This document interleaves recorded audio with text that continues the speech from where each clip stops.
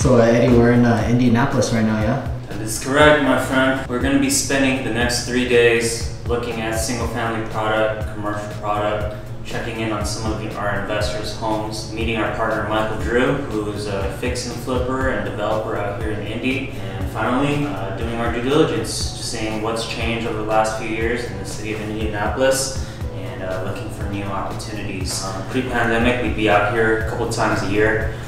Obviously, the pandemic shut us down for the third part of 2020, but today is probably going to comprise mostly of doing a city tour, seeing how this area has changed and gentrified, seeing who's entering the space. I also have our newest addition to our team, Salesian, who is not a newbie by any means as far as real estate investing, but is an experienced out-of-state investor, and his brother and colleagues have invested in this market, so we thought it'd be a good idea for him to check it out for himself.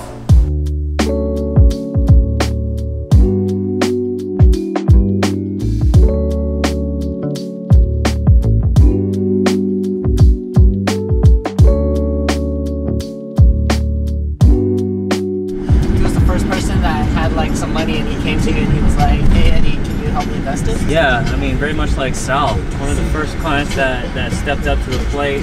That was my homie before he became a client, my fraternity brother, now my brother. Oh, we went out to Dallas? To Dallas. First time I met Vi. I'm sure that was the first time I met Vi. Yeah, it was around there. I was like, hey, I went to a seminar. This guy's good. Let's go. And we would go to Dallas. Let's go meet him. She was excited about it because we've always been talking about buying something together after our first house, and we were always saving up. So yeah.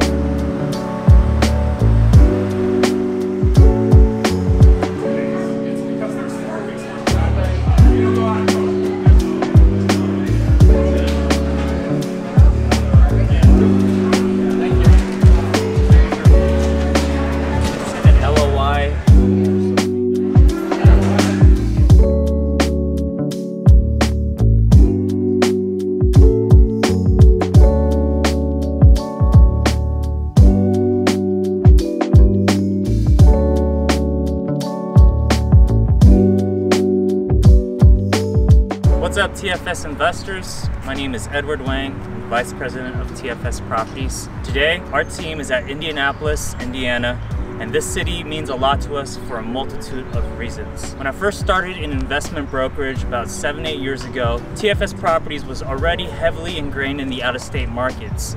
Back in 2015, these concepts were not so popular to California investors, but in this marketplace, investors are hard-pressed to find a good cap rate and are chasing out-of-state deals left and right, which puts us at the forefront of this investment methodology. We started out with single-family rentals ranging from $70,000 to $150,000 each. What we sold was essentially single-family homes that were acquired directly through the banks, REO, portfolio sales, and foreclosures, and we would go ahead and fully rehab all of these homes, get a quality tenant in there, and then sell it to an investor as a turnkey opportunity, fully equipped with experienced property management. In the beginning, we did about 10 to 15 homes per month, and now we have about 250 individual single-family homes under management acquired by TFS Property investors. And we love this market for a multitude of reasons. First, it is a top 15 city in terms of population density. That's a huge criteria for me, because if you have good population density, you'll have a large enough tenant pool to maintain high occupancy levels on your rentals. Second, Indianapolis is the capital city, which means that there is ample government jobs, which are very good candidates for what we're looking for in tenants, as far as stability and ability to pay rent on time in a consistent basis. Third reason why I love Indianapolis is because it is very centrally located. Within 2 to 3 hours of just pure driving and flying, you'll hit 2/3 of America's population, and you're just a stone's throw when you're looking at a map for major cities such as Chicago, Columbus, Ohio, Toronto, New York, the East Coast, and generally the Midwest. And for that reason, Indianapolis is called the Crossroads of America.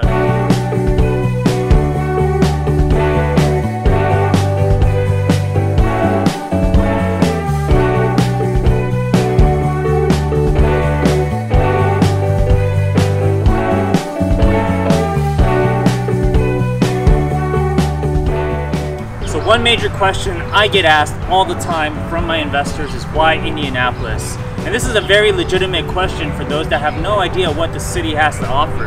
Behind me is the Indianapolis Motor Speedway, home of America's largest race. And whenever you come here during the time of the Speedway, you'll see that this city is absolutely jam-packed. We visited the Bankers Life Fieldhouse, which is also home of the Indiana Pacers.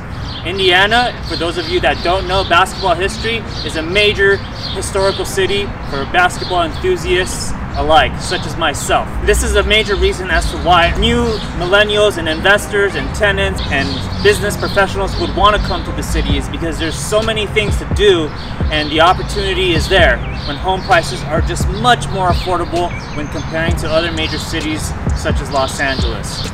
An average home for an investor is anywhere between $75,000 to $150,000, contrary to what we see in LA, ranging from $300,000 to $600,000 bare minimum.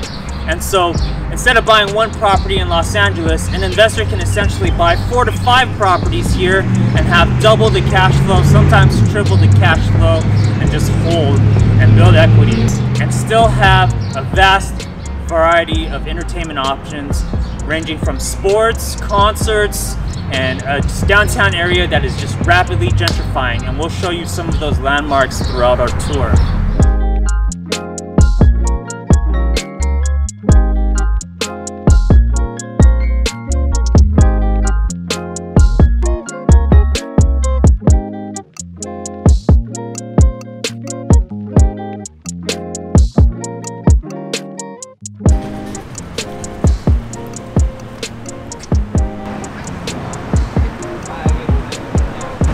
Let's go. This is for sure the one I went to. You're gonna like it.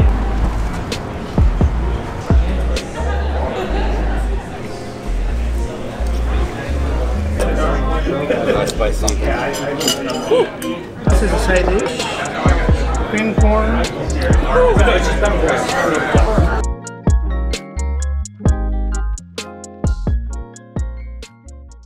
So it's the next day now, and today on our agenda is that we're gonna go check out some single family homes.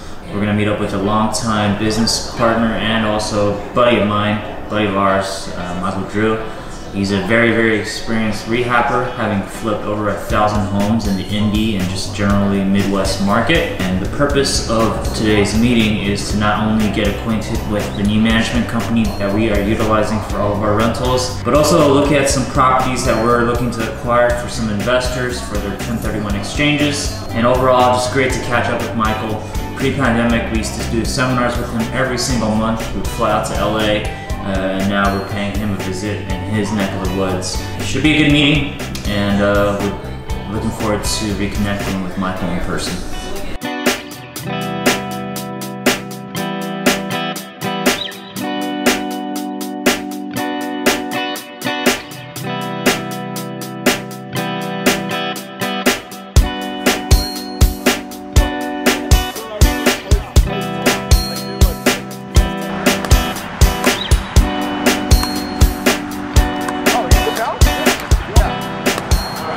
So here's my intro, so you know how I started, is that I started actually as a client. So my business partner's original name was Quentin. So his dad, who rehabbed all the houses, is the backbone of everything anyway.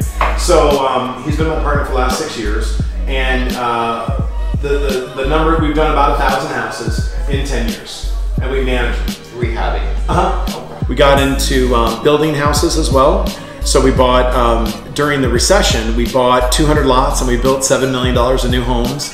And so that was kind of fun, you know, but we did it for rentals. So we did slab construction, 4-bedroom, 2-bath, 2-car garage homes.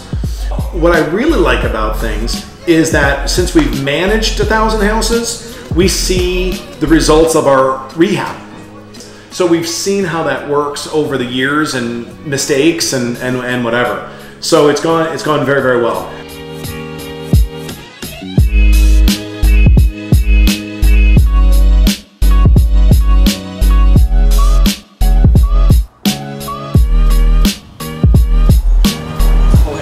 Right now we're at one of the properties that we're considering to acquire for our clients. It's a fully rehabbed Indianapolis property.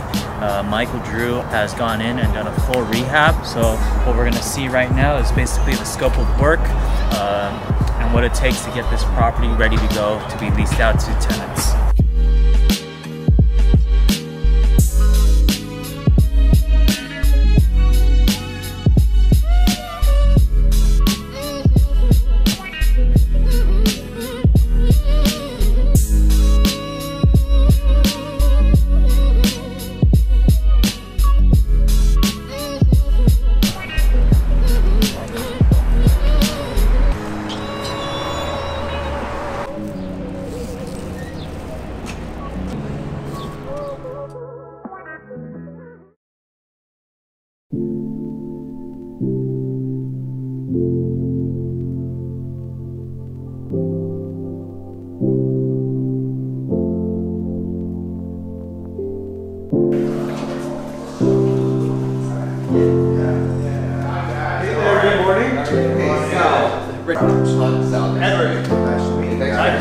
How are you? Hey! Some of our tenants will be lifelong tenants, you know, and that's what we want. We want to find a good one and keep them, right?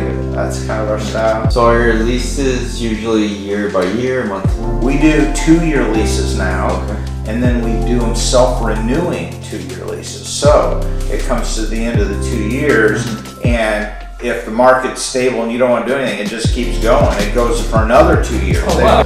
All right, guys. Appreciate you coming. Yep, absolutely. Yep, thanks for coming. Thank you for coming. See everybody again. This is a property management company that knows exactly what they're doing. They're familiar with the products that we have. It's good to know that we're introduced to them organically through our business partners, which makes it just a much more pleasant experience.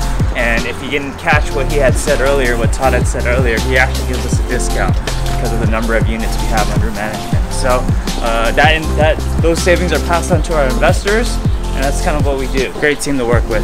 Beautiful office. So this morning we stopped by the management company that oversees a large majority of our assets and our investors' assets here in Indianapolis. We have about 250 units under management, of which I would say 75 to 100 homes are with Park Property Management, and we're slowly transitioning some of the older management companies to this one because of their methodology and their efficiencies. And that's the type of management company I like to partner up with, knowing that they have been able to scale up very quickly and are extremely well versed in the market. So, well, this is day 3 of our trip. We're about to wrap up our Indy tour. Fortunately, we've been able to space out our entire week, and now we get to do the fun part, which is experience the city.